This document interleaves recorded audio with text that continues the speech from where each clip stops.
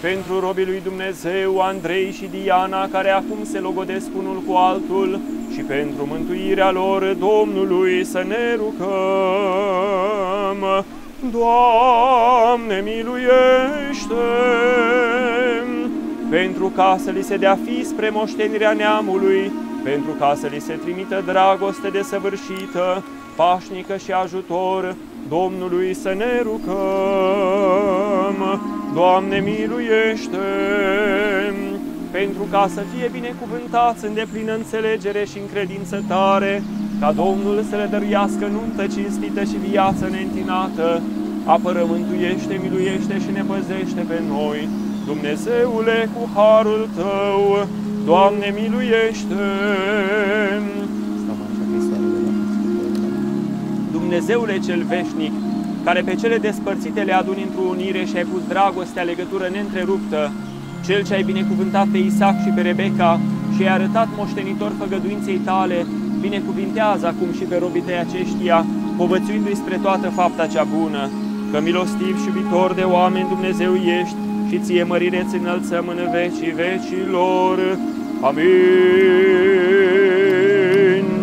Se logodește robul lui Dumnezeu Andrei cu roaba lui Dumnezeu Diana, în numele Tatălui și al Fiului și al Sfântului Duh. Amin. Se logodește robul lui Dumnezeu Andrei cu roaba lui Dumnezeu Diana, în numele Tatălui și al Fiului și al Sfântului Duh. Amin. Se logodește robul lui Dumnezeu Andrei cu roaba lui Dumnezeu Diana, în numele Tatălui și al Fiului și al Sfântului Duh, acum și pururea și în vecii vecilor. Amin. Se logodește roaba lui Dumnezeu Diana cu robul lui Dumnezeu Andrei, în numele Tatălui și al Fiului și al Sfântului Duh. Amin. Se logodește roaba lui Dumnezeu Diana cu robul lui Dumnezeu Andrei, în numele Tatălui și al Fiului și al Sfântului Duh. Amin. Se logodește roaba lui Dumnezeu Diana cu robul lui Dumnezeu Andrei, în numele Tatălui și al Fiului și al Sfântului Duh, acum și pururea și în vecii vecilor. Amin. Domnului să ne rugăm. Doamne, miluiește! Doamne, care împreună cu slujitorul patriarhului Avram ai călătorit în Mesopotamia, trimițându-l să logodească femeie stăpânului său Isaac, și prin mijlocirea scoaterii de apă ei descoperi să logodească pe Rebecca, binecuvintează acum și logodna robilor tăi Andrei și Diana și întărește cuvântul pe care și l-au dat. Unește-i cu sfânta unire cea de la tine, că tu de la început ai zidit bărbat și femeie și de la tine se însoțește bărbatul și femeia spre ajutor și dăinirea neamului omenesc. Stăpâne Dumnezeul nostru, care ai trimis adevărul peste moștenirea ta și făgăduința ta peste robii tăi, părinții noștri aleși din neam în neam, caută-ți pe robul tău Andrei și spre roba ta Diana și întărește logodna lor în credință, în înțelegere, în adevăr și în dragoste. Binecuvintează-i pe ei, Doamne, Dumnezeul nostru, precum ai binecuvântat pe Avram și pe Sara, pe Isaac și pe Rebecca, pe Iacov și pe toți patriarhii. Adu-ți aminte de ei, precum ți-ai adus aminte de Enoch, de Sem și de Ilie, de Sfinții 40 de mucenici. Adu-ți aminte de părinții lor care i-au născut și i-au crescut, pentru că rugăciunile părinților întăresc temeliile caselor copiilor. Adu-ți aminte, Doamne, de robul tău Vlad și de roba ta Ioana, nașilor care astăzi au primit într-o dragoste și îi binecuvintează pe ei.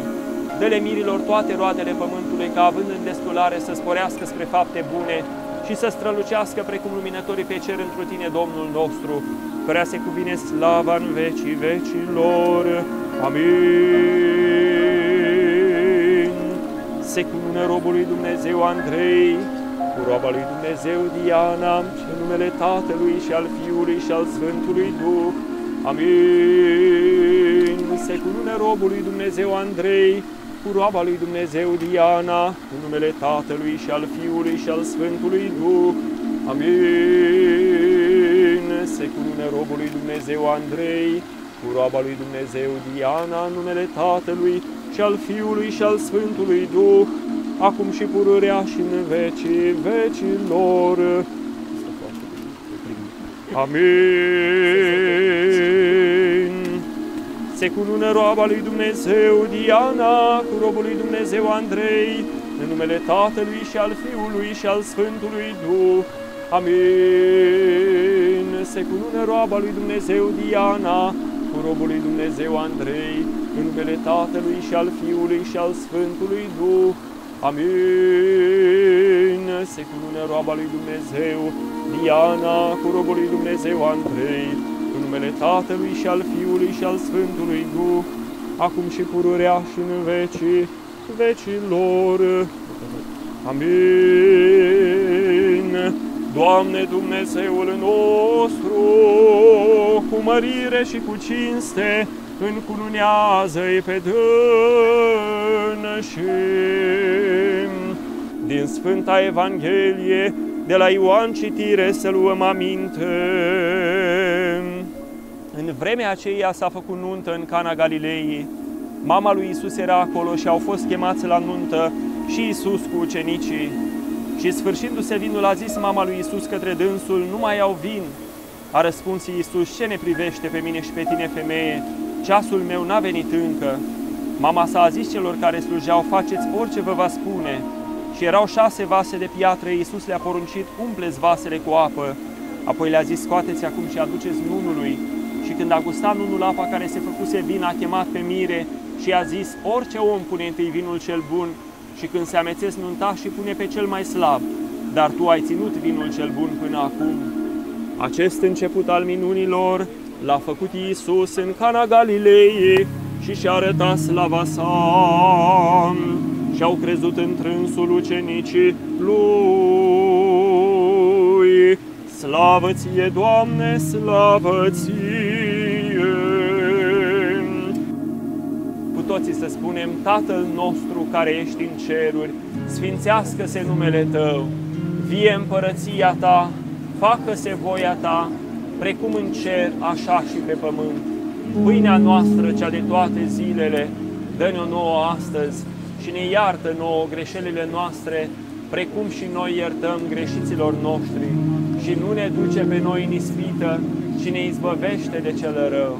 Ca Ta este împărăția și puterea și slava în vecii vecilor. Amin. Dumnezeule cel Sfânt, Cel ce toate le-ai făcut cu puterea Ta, ai zidit lumea aceasta și ai înfrumusețat cununa tuturor celor făcute de Tine. Și acest pahar de obște pe care le-ai dat celor care se însoțesc în unirea anunții, binecuvintează-l acum, că s-a mărit numele Tatălui, al Fiului și al Sfântului Duh în veci de trei.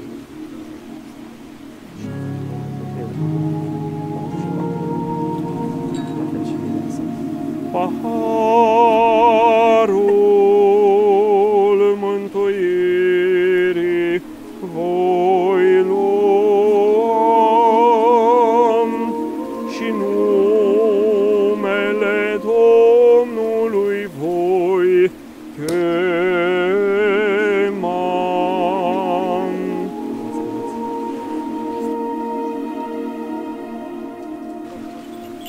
Isaie dănțuiește, Fecioara a avut în pântece și a născut fiu pe Emanuil, pe Dumnezeu și omul. Răsăritul este numele Lui, pe care le mărindu-l pe Fecioara o fericim. Sfinților mucenici, care bine v-ați nevoit și v-ați încununat, rugați-vă Domnului să se mântuiască sufletele noastre. Slavă Ție, Hristoase Dumnezeule! Lauda apostolilor! Mărit să fii Mire ca Avram, binecuvântat să fii ca Isaac, să te înmulțești ca Iacov, umblând în pace și lucrând în dreptate poruncile lui Dumnezeu.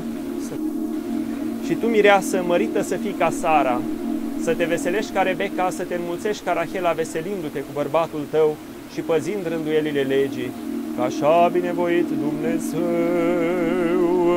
Sărutăm dacă vreți. Cea mâna și cea nașă, dacă vreți.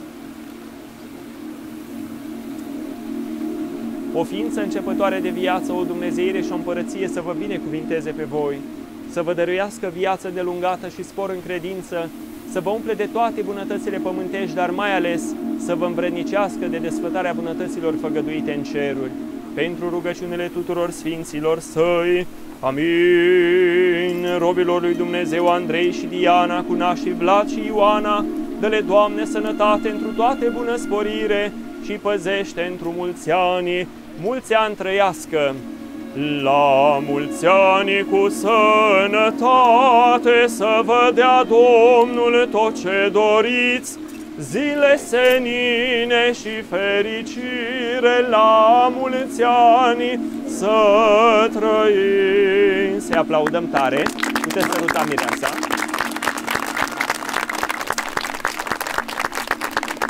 Să fiți binecuvântați, dragilor, și când vă mai liniștiți, știu că sunteți oameni buni, dar trebuie să vă spun asta, trebuie să ne venim în sine și să cunoaștem că totul este legat de Dumnezeu, absolut tot în viață.